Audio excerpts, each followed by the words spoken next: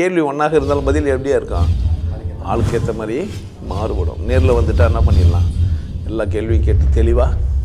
அதுக்கு தான் சத் சங்கம். என்னுடைய நோக்கம் எல்லாம் மனிதர்கள் எல்லாம் மகிழ்ச்சியாக இருக்கணும், அவ்வளோதான். கரெக்ட் தானே. ஒருத்தர் ஒழுங்காக போயின்னுக்கிறாரு, எங்கள் சொந்தக்காரர் ஒருத்தர் சும்மா ஓரமாக நின்றுக்கிறாரு டீ கடையில். ஒருத்தன் பைக்கில் வந்து இடிச்சிக்கிறான், கட்டவர் போயிடுச்சு, பிச்சின்னு போயிடுச்சு கட்டவர் இல்லாமல் ஒருத்தருக்கிறாரு. அவர் வண்டி கூட ஓட்டுன்னு இல்லை, ஓரமாக நின்றுந்தார்.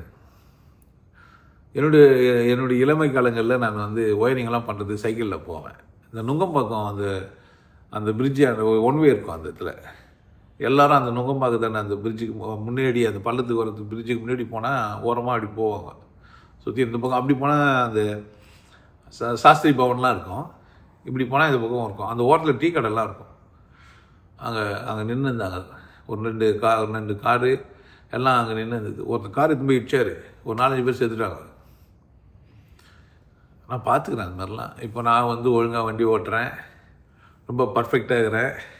ஒருத்தர் வந்து இடிச்சது மட்டும் இல்லாமல் என்ன வர திட்டுறாங்க. நான் என்னத்தை செய்தோன்னா, நானும் என்னத்தை செய்தோம், நானும் அதே தான். ஒரு காலம் அந்த இடத்துல நான் நின்று இருந்தாலும் என் நிலமை என்ன தான். சொந்தக்காருக்கு அண்டவர்கள் போன மாதிரி என் கால் போயிருந்துக்கும். வேறு வழி ஒன்றுமே இல்லை. கூட்டமாக வாழ்கிற இந்த மக்கள் நெரிசலில் எல்லாத்துக்குமான ஆப்ஷன் இருக்க தான் செய்யுது. என் வாழ்க்கையிலே சொல்கிறேன், எல்லாமே நல்லா இருக்கணும்னு நினச்சேன், கடவுளை புரிஞ்சணும்னு நினச்சேன், மதம் எல்லாத்தையும் கடந்து இருக்கணும்னு நினச்சேன், எல்லோரும் சந்தோஷமாக இருக்கணும்னு நினச்சா, ஒரு மதம் அதி திமிராக பேசுகிறாரு அவரே பேசுகிற அளவுக்கு இவருன்னா பெரிய ஆளான்றான். நான் என்ன செய்யுது, எட்டு போய் உள்ளவும் வச்சு ஜெயிலையும் வச்சுருந்தாங்க. ரொம்ப போய் ஜட்ஜிக்கிட்ட போய் சொல்லி குண்டா சேர்த்து விட்டாங்க. அது கூட நம்ம நிறைய பேர் கமெண்ட் இருந்தாங்க, இருந்தாலும் இப்படி பேசுகிறாரு, ஜட்ஜிக்கிட்ட போய் வேறு மாதிரி பேசுகிறாரு. நான் ஜட்ஜிக்கு அந்த அதிகாரத்தை ஒத்து வச்சுக்கிறேன், என்ன பண்ணுறது. உங்களை பார்த்தா திட்டுற மாதிரியே திட்டுற மாதிரி இருக்கிறீங்க போல், கொஞ்சம் பலகீனமான ஆள் மாதிரி இருக்கிறீங்க போல் இது பார்த்தாக்கா. அதனால் இடிச்சுட்டு வந்து திட்டுறானுங்க போல். கொஞ்சம் பலமாக ஆகிடுங்க, இல்லை வேறு வழி இல்லை. இந்த ஜேம்ஸ் பாண்டு துப்பாக்கிலாம் வந்து கார்லெல்லாம் கூற கத்தியெல்லாம் வச்சுன்னு போவார். அதுமாரி வந்து இட்சாக்கா குத்தின்னு சாகிற மாதிரி என்ன பண்ணுங்க, மாறுங்க. உங்களை யாரா திட்டினாங்கன்னா நீங்கள் நல்லா திட்டுங்க, உங்களுக்கு என்ன பிரச்சனை. நீங்கள் நல்லா விஷம் போட்டுருந்தா இப்படி தானே பண்ணுவானுங்க. உடனே நான் திட்டி வைக்கிறேன், ரெக்கார்ட் பண்ணி அனுப்புவேன். குறுக்கு வந்து விட்டுலாம் நீயே வந்து இடிச்சிட்டு என்னை வந்து திட்டுறியாடா, உனக்கெல்லாம் கண்ணுக்கு அது மூக்குக்குதா. எல்லோரும் வலது பக்கம் போயிடுது இடது பக்கம்னு ஒரு ரூல்ஸை போட்டு நம்ம நாட்டில் எல்லாம் இந்த பக்கம் போய் நிற்கிறோம். அமெரிக்காவில் போந்துட்ட மாதிரி இந்த பக்கம் வந்து ஓட்டுற. நீ அமெரிக்காவில் ஓட்டும்போது என்ன பண்ண, அந்த பக்கம் ஓட்டுற. திட்டணுமா இல்லையா, பண்ணலாம் தானே. நீ எங்கேயோ எந்த நாட்டிலையோ வாழ வேண்டிய ஏன்டா இங்கே வந்து என்ன வந்து இது மாதிரி பாடுபடுத்துகிற. இங்கே இடது பக்கம் போகிறதாண்டா சரின்னு சொன்னுக்கிறானுங்க. வலது பக்கம் வண்டியை ஓட்டு வந்து இங்கே வந்து என்ன பண்ணிடுற, உங்கள் ஸ்டேரிங் எங்கடா இருக்குது காரில், எத்தனை வந்து இங்கே வந்து மோதுறேன்னு கேட்கணுமா இல்லையா. உயிராகிறீங்கன்னா இடிச்சிட்டு சேர்த்து போய் பேயா வந்து பேசினா என்ன செய்ய முடியும். பார்த்து ஓரம் பொண்ணு உங்களை ஓரமாகவே ஆகிடுவானுங்க. அதுவும் தப்பு தான். நான் சரின்றத நீங்கள் சரின்றத சொல்லியும் புரிய வைக்கணும் தானே. அதை தான் நான் செஞ்சுக்கிறேன்.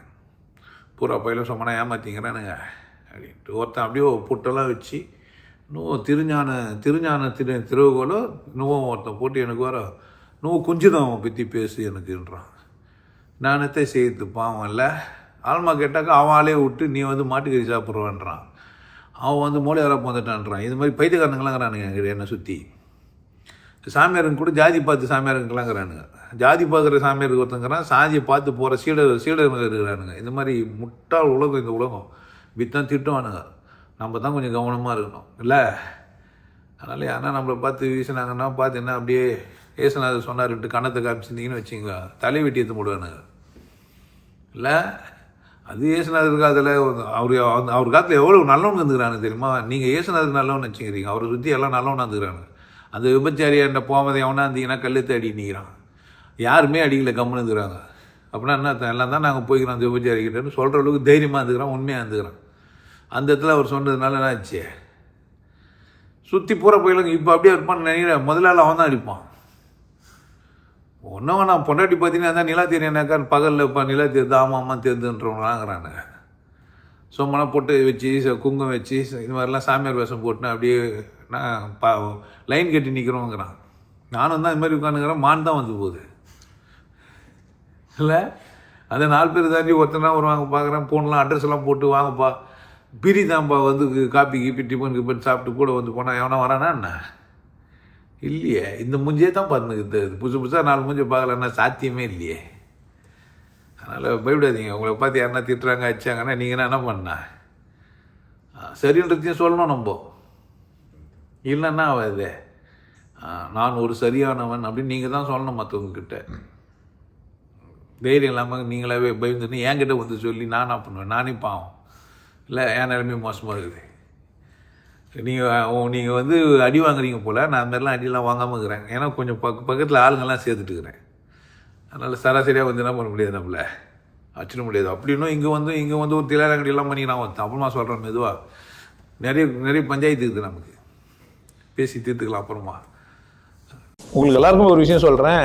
ஆனந்த வாழ்வு அப்படின்ற ஒரு கோர்ஸ் யூடியூப்ல போட்டு வச்சுக்கிறேன். Happy life course. நீங்க மெம்பர் ஆனீங்கன்னா ஆனந்த வாழ்வு கோர்ஸை நேரடியா நீங்க யூடியூப்ல பார்க்கலாம். ஃபேமிலியா டிவில போட்டு என்ன பண்ணலாம், எல்லாரும் ஃபேமிலியா போட்டு பார்க்கலாம். ஒருத்தர் தான் சப்ஸ்கிரைப் பண்ணீங்க, 5 பேர் 6 பேர் என்ன பண்ணலாம், நீங்க அதை பார்க்கலாம். வாய்ப்பு இருக்கு, பயன்படுத்திக்கப்பா. இறைவை உணர்வோம், இன்பத்தில் கிடைப்போம். குருசில யோகிய நாடு, உன்னை நீ கொண்டாடு, கொண்டாட்டம் உனது பிறப்புரிமை. மனம் மறப்போம், மனிதம் வளர்ப்போம். நல்லா இருங்க, சிறப்பாக இருங்க, கொண்டாட்டமாக இருங்க. உங்களை நீங்கள் மதிப்பு மிகுந்தவராக மாற்றுறது உங்கள் கையில் தான் இருக்குது. நல்லா இருங்க. நான் ஒரு வாய்ப்பு, என்னை பயன்படுத்திக்கலாம். நல்லது.